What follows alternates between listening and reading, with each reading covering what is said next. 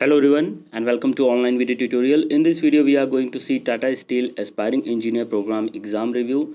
As you all know Tata Steel Aspiring Engineer Program जिसको हम AET 2022 बोलते हैं या फिर AEP 2022 बोलते हैं, इसका एग्जामिनेशन 24 ऑफ अप्रैल को बहुत से लोगों का है. कुछ लोगों का हो सकता है बाद की डेट है, बट 24 अप्रैल को जिनका एग्जामिनेशन है उसका एक शिफ्ट का एग्जामिनेशन हो चुका है जो कि थी मॉर्निंग शिफ्ट मतलब 10 AM टू 12 AM 2 घंटे का पेपर था. 10 से 10:15 के बीच में आपको एंट्री करनी थी और फिर 2 घंटे का ये एग्ज़ामिनेशन होना था जो कि ओवर हो चुका है. और उस एग्ज़ामिनेशन को रिव्यूज़ आ गए हैं. उस एग्ज़ामिनेशन में क्या पूछा गया था उसकी बेसिस पर आप आगे वाले जो सेशंस हैं उन लोगों को काफ़ी बेनिफिट हो जाएगा. एग्ज़ामिनेशन का एग्जैक्ट क्वेश्चन मैं डिस्कस नहीं करूँगा because that will be injustice to others जो कि जो है बाद में एग्ज़ामिनेशन देने वाले हैं या जो पहले दे चुके हैं उनके लिए ये अनफेयर हो जाएगा. बिकॉज कुछ लोगों को क्वेश्चन पता होंगे तो एप्टीट्यूड वगैरह रीजनिंग लगभग वैसी आती तो कोई फ़ायदा नहीं है वैसा करने का और वो सही भी नहीं है. बट ओवरऑल एक एग्ज़ामिनेशन कैसे हुआ था, आपको क्या क्या चीज़ें ध्यान रखने वाली हैं, जो चीज़ों के बारे में आप परेशान हो रहे थे कुछ चीज़ों के बारे में परेशान होने की कोई ज़रूरत नहीं थी. कुछ चीज़ें जो आसान लग रही थी कि आसान होने वाली हैं वो थोड़ी टफ आई थी. तो ये सारी चीज़ें जो कि आपको अगले सेशन में एग्ज़ामिनेशन के जाने से पहले देखना ज़रूरी है. जैसे कि इलेक्ट्रिकल वालों का है, सिविल वालों का है, तो वो लोग ज़रूर देखें. बाकी जिन लोगों ने एग्ज़ाम दे दिया है उनको क्या एक्सपेक्टेड कट ऑफ रहने वाला है वो सब हम यहाँ पे डिस्कस कर लेंगे. ठीक है, तो सबसे पहले देखते हैं कि मैकेनिकल इंजीनियरिंग का एग्जामिनेशन अभी सुबह हुआ. कुछ और केमिकल और दूसरी ब्रांचेस का भी, बट मैकेनिकल इंजीनियरिंग का रिव्यू मेरे पास है तो वो मैं आपको यहाँ पर देने वाला हूँ. लॉगिन टाइम क्या था कि 10 बजे से लॉगिन करना था 10:15 के टाइम तक, तो 10:15 तक आराम से लॉगिन हो रहा था. उसके बाद कुछ लोगों का लॉगिन हो रहा था, कुछ का नहीं हो रहा था. तो आप कोशिश करिए कि जो टाइम लॉगिन का लिखा है उसके पहले पहले लॉगिन कर लीजिए. 2 घंटे का पेपर है. अब ऐसा नहीं है कि 10:15 तक ख़त्म करना है, 10:15 से शुरुआत कर सकते हैं आप. ठीक है, और आप कहीं भी बीच में ख़त्म कर सकते हैं. सेक्शन वाइज टाइमिंग है जो कि एक थोड़ा सा चेंज है कि सेक्शन वाइज टाइमिंग है. ऐसा नहीं कि 2 घंटा आपको एक साथ मिला है अपने हिसाब से कुछ भी करिए. आपको हर सेक्शन में 4 सेक्शन बनाए गए, हर सेक्शन में टाइमिंग फिक्स की गई है कि ये इतने टाइम पे ही करना है. दूसरी बात है, कुछ लोगों का लॉगिन हो जा रहा था बीच में बंद हो गया तो वापस से उनका वहीं से रिज्यूम लॉगिन हो जा रहा है, तो उसमें कोई दिक्कत नहीं आ रही है. लेकिन लॉगिन ही कुछ लोगों का नहीं हो पा रहा है, स्टार्टिंग ही नहीं हो पा रही है, तो वहाँ पे आप कुछ गलतियाँ कर रहे होंगे. तो वो भी मैं चीज़ें बता दूंगा जिससे कि आप वो गलतियाँ ना करें, क्योंकि क्वेश्चन क्या आएगा वो तो अलग बात है. आपका पेपर तो शुरू हो, अगर पेपर ही नहीं शुरू हुआ तो क्वेश्चन कैसे कर पाएंगे. ठीक है, तो कुछ लोगों के साथ ये बड़ी दिक्कत हो रही थी. इसमें जिन लोगों ने डेमो टेस्ट नहीं दिया उनको दिक्कत ज़्यादा हो रही होगी, क्योंकि नेट की स्पीड वगैरह वो सब जो है सही होनी चाहिए, अदरवाइज़ टेस्ट शुरू ही नहीं हो रहा है.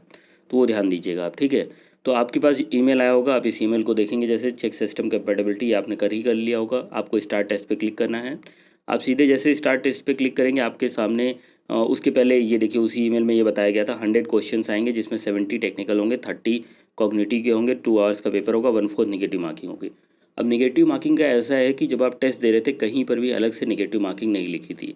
बट क्योंकि यहाँ पर एग्ज़ामिनेशन वाला जो आपने ईमेल देखा, जो आपके पास ईमेल आया जिससे आपको एग्ज़ामिनेशन देना, वहाँ पे मेंशन है निगेटिव मार्किंग, तो निगेटिव मार्किंग होनी चाहिए.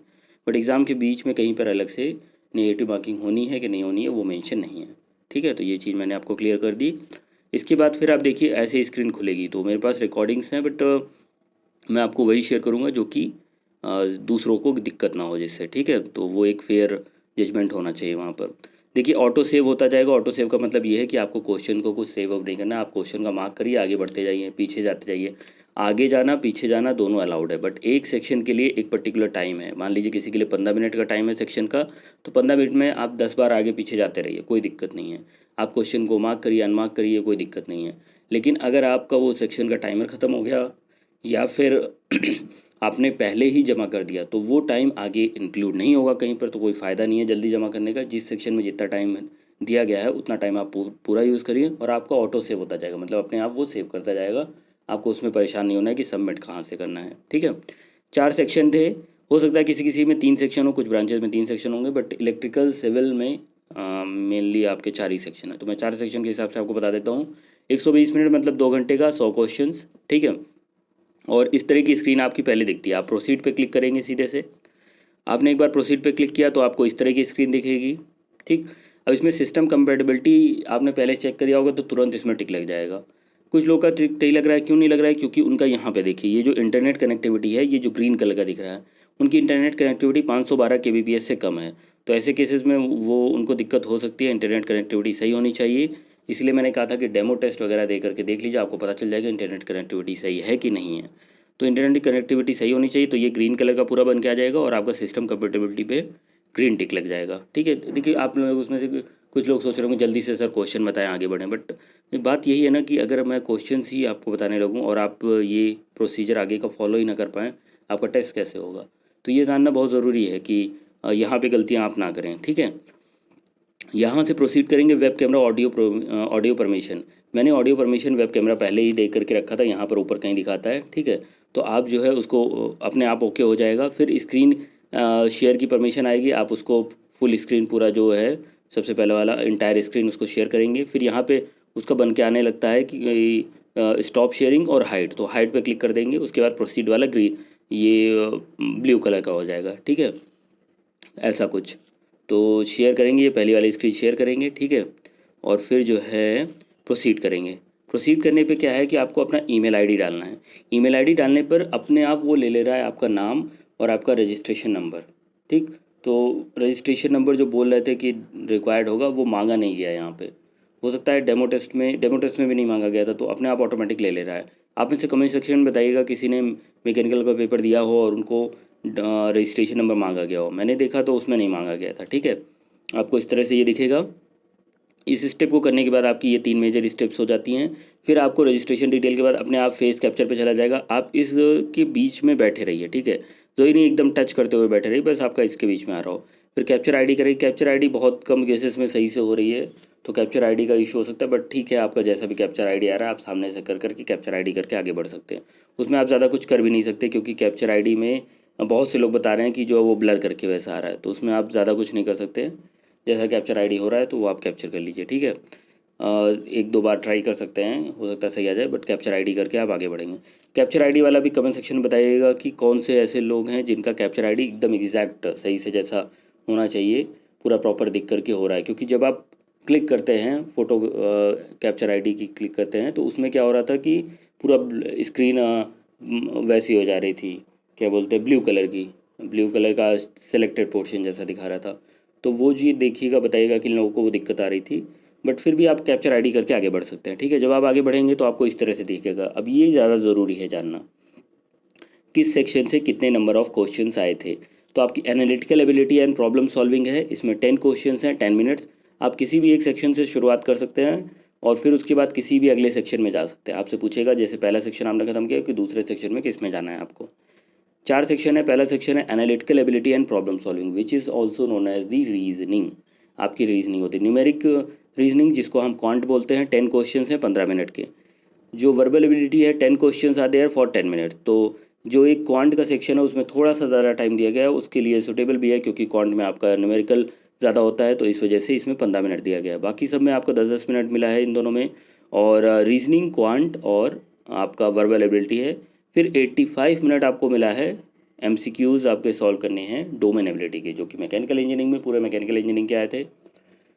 टॉपिक्स मैं आपको बता दूंगा, बट ये आपका पूरा है। इसका स्क्रीनशॉट ले लीजिए, इसको समझ लीजिए। आप ये भी डिसाइड कर लीजिए पहले कौन सा सेक्शन करेंगे। अगर आपकी इंग्लिश अच्छी है तो पहले वर्बल एबिलिटी से आप शुरुआत कर सकते हैं, और या तो रीजनिंग से शुरुआत कर सकते हैं। क्वांट वगैरह लगाना है आपको ज़्यादा तो पहले इससे शुरुआत कर सकते हैं, आपकी मर्जी। क्योंकि सेक्शनल टाइम है तो कहीं ऐसा नुकसान आपका नहीं होगा कि आपने पहले इसको शुरू किया, आपका ज़्यादा टाइम इसमें लगे, क्योंकि 15 मिनट इसमें लगने ही लगने हैं।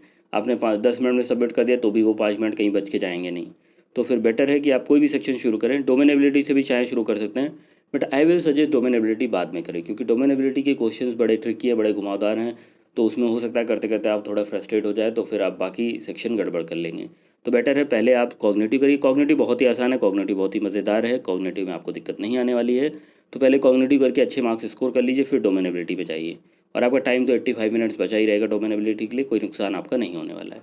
ठीक, और जब ऐसे आप करते हैं तो प्रोसीड टेस्ट करके ऐसे आपको आता है, वेबकैम का ऐसे बताएगा, बोलेगा कि कहीं भी आपको मॉनिटर कर सकते हैं। तो उसमें आपको ये समझना है, ये 44 सेकेंड में अपने आप आगे बढ़ जाएगा, नहीं तो आप प्रोसीड कर सकते हैं।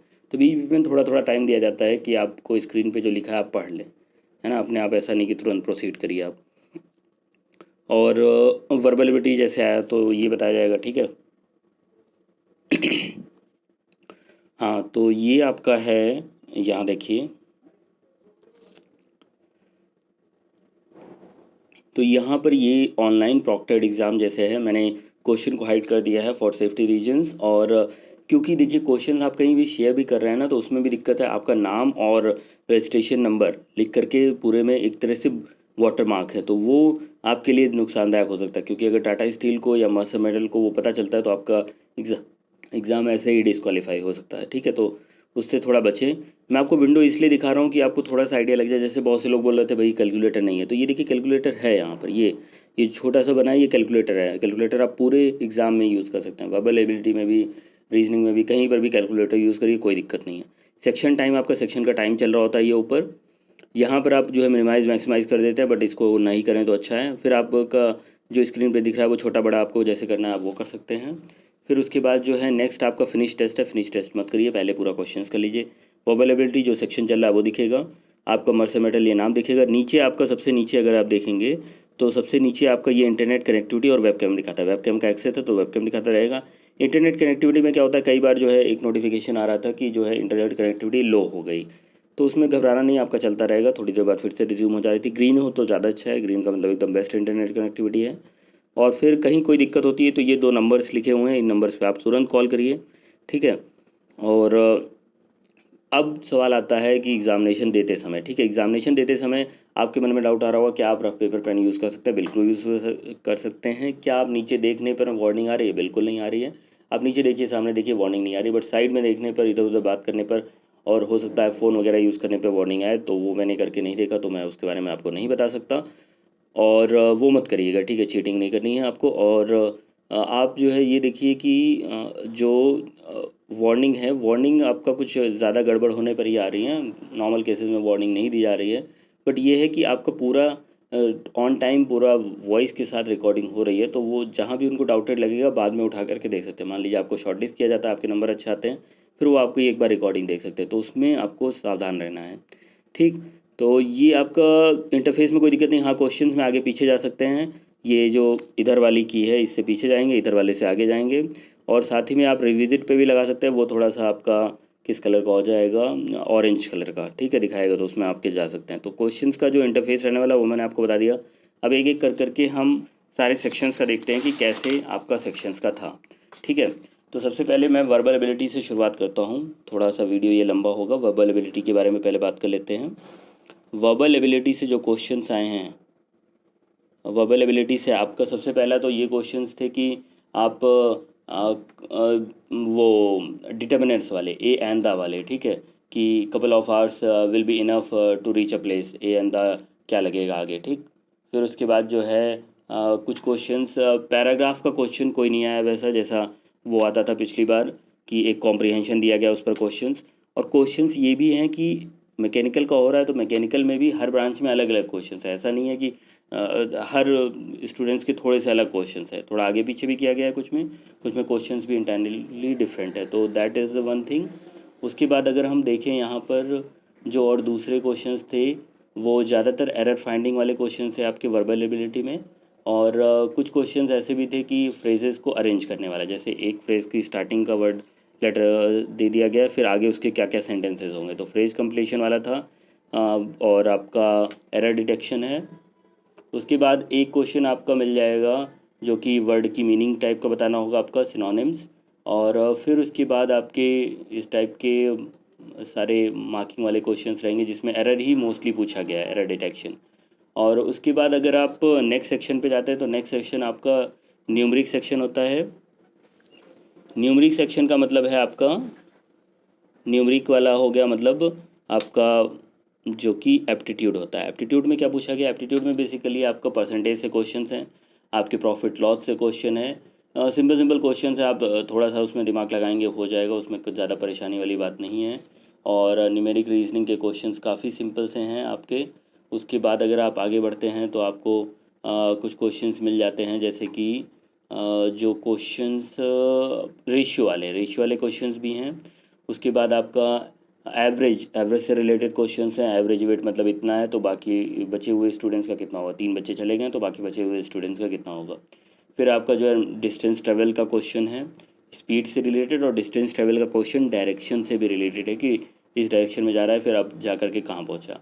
ब्लड रिलेशन का एक सिंपल सा क्वेश्चन है जो कि आपका वो तो उधर की रीजनिंग में आ जाएगा। इधर फिलहाल आपका जो है, हाँ, 2 क्वेश्चंस आपके वैसे भी मिल जाते हैं ग्राफ वाले, बार ग्राफ भी है और पाई ग्राफ भी है। सिंपल सा क्वेश्चन है, ग्राफ वाले आपको क्वेश्चन कर लेंगे, बस थोड़ी सी स्पीड का ध्यान रखना होगा आपको न्यूमेरिक रीजनिंग में। ठीक, उसके बाद हम अगले सेक्शन में बढ़ते हैं जो कि हमारा है एनालिटिकल रीजनिंग वाला, या फिर इसको जिसको आप बोलते हैं जो कि आपका होता है रीजनिंग, प्रॉपर रीजनिंग जो आप बोलते हैं, एनालिटिकल एबिलिटी। ठीक है, तो रीजनिंग में क्या है, रीजनिंग में आपका टाइमिंग तो 10 मिनट्स की है, आपके 10 क्वेश्चन हैं, 10 मिनट्स हैं। और इसमें आपका कोडिंग वाले क्वेश्चन है, जैसे रोज़ का कोड आपका एक पूछा गया था, रोज़ का कोड है WTXJ, तो सबको 5-5 बढ़ा के कोड कर दिया गया, तो आगे वाला का कोड क्या होगा। तो इस तरह से कोडिंग वाले क्वेश्चन हो जाते हैं सिंपल से। ठीक है, और इसके बाद रिलेशन वाला तो मैंने बता दिया आपको, रिलेशन का आ जाएगा, सन इन लॉस फादर करके था उसका कुछ आंसर। और उसके बाद फिर आपका जो है डायरेक्शन से रिलेटेड क्वेश्चंस इधर ही हैं। उसके बाद फिर नेक्स्ट क्वेश्चंस आपके कुछ ऐसे थे कि रो में आपका बैठा है, तो ये 5th है इधर से, तो लेफ़्ट साइड से कैसा होगा, राइट साइड से क्या पोजीशन आएगी उसकी।